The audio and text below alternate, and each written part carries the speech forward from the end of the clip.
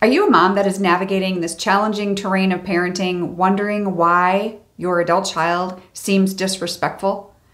In this video, we're going to explore a more compassionate approach to understanding and transforming this disrespectful behavior to the best of your ability. So let's dive in and recognize that there are unique motivations behind every child's actions, behind every person's actions. And so we want to foster a culture of more respect and creating that environment where open communication is possible. So let's dive in today. You know, I have 4 tips for you in regards to this. I want to preface this with saying that, like I always do, you know, when you have a relationship with someone and your child is no different, relationship is a two-way street, right? And so you can only control your part of this. So I want you to look at these tips in regards to what you can do as a mom, you can do as that, you know, person 1, right? And person 2 is your son or daughter. How they're going to react and what they're going to do is going to be up to them. But these are some more, you know, ways that we can foster, you know, maybe a healthier environment, healthier terrain. And so this is going to be up to you as far as your part, right? So number 1 is recognizing motivations. Like I mentioned, every child, every person has motivation for their behavior, and they're all unique. What motivated my child and what motivates yours are two different things. And so I want you to encourage you to explore maybe some underlying reasons for the disrespectful behavior. Maybe you know what it is and maybe you don't. But some things could be, you know, frustration. It could be attention seeking. It could be testing your boundaries to see how far you're going to actually follow through with maybe what you are asking them to do or not do in regards to your relationship. Number 2 is practicing clear, open communication. We talk about communication a lot, but it's so crucial because I need to emphasize this, you know, the importance of clear and open communication, right? Like I said, you can only control your side of it.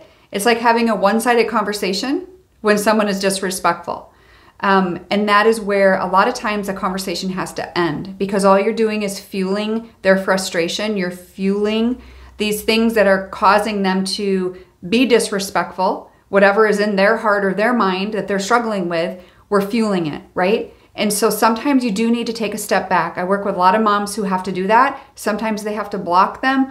Sometimes they, you know, you can lovingly say that I'm going to take a break for a little bit. I love you, but I need to take a break from this because this is not fair to me. You know, this is in regards to, like, if you've tried everything, you've tried rationalizing with them and you're still getting nowhere, then you have to put these boundaries up. And we're going to talk about that in just a second. For those of you that, you know, are ready with this holiday season approaching, you know, we just went through Thanksgiving and now you're probably dreading the Christmas holiday. I want to encourage you to reach out to me on a discovery call because if you're wanting community, which is the number 1 step that you need, I promise you that, whether it's my community or another, that is your first step in this whole process, is you need to not be alone. And then we can work through all of it, but you need to make that first step. And so if you're ready to do that, I want you to reach out to me on the discovery call link below and we can talk about that. The next topic is self-evaluation. I encourage you as a mom, and I'm speaking to myself here too. I had to do the same thing. I'm not saying this is all your fault.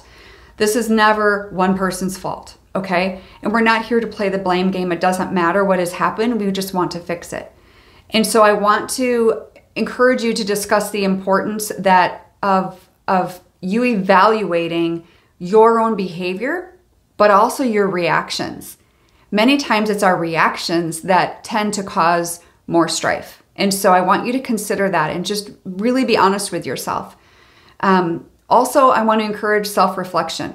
Because when we can really take a step back and not feeling guilty about it, but just really evaluating it and try to understand that maybe how have our actions influenced a child's behavior? Again, this isn't to put blame on you or anyone else. This is a self-evaluation. This is self-reflection, which is something every single one of us need to do multiple times. This isn't a one and done, right? We learn. And when we can acknowledge some behaviors that maybe weren't the best, or some reactions that weren't the best, then we know what we can work on. Otherwise, we're just kind of blindly trying to figure it out. But we need to have that self-reflection piece. And the next one is apologizing when needed. I'm not going to tell you to apologize for everything and anything that has ever happened in your family's life, because it's not all your fault, right? If there's something that you know in your heart that, I really screwed up back then, or maybe it was yesterday, absolutely apologize. You're setting the example for your adult children as well, that it's okay to be wrong and it's okay to have ownership about it. But I do want to stress that, because we want to model that accountability for our children, as well as apologizing, like I said, when necessary, okay? Sincere apologies. Have you ever had anybody apologize to you and you're like, wow, that really helped build trust with that person, and it kind of, it's going to, improve a healthy parent-child relationship over time. But trust is going to be rebuilt, which is wonderful. And that is the whole goal here, is we want to be able to have that good communication. We want to stop the disrespect, because that isn't fair to anyone. Nobody likes being disrespectful. It's wherever we all have an emotion that we go back to. We go back to this emotion every single time, whether it's anger, whether it's fear, whatever it is. It's like our home, right? We just kind of climb back in there and we don't know how to get out. And so you're actually opening up and making a safer environment for your son or daughter. So if they are being disrespectful, hopefully these tips will help you kind of help navigate the whole situation.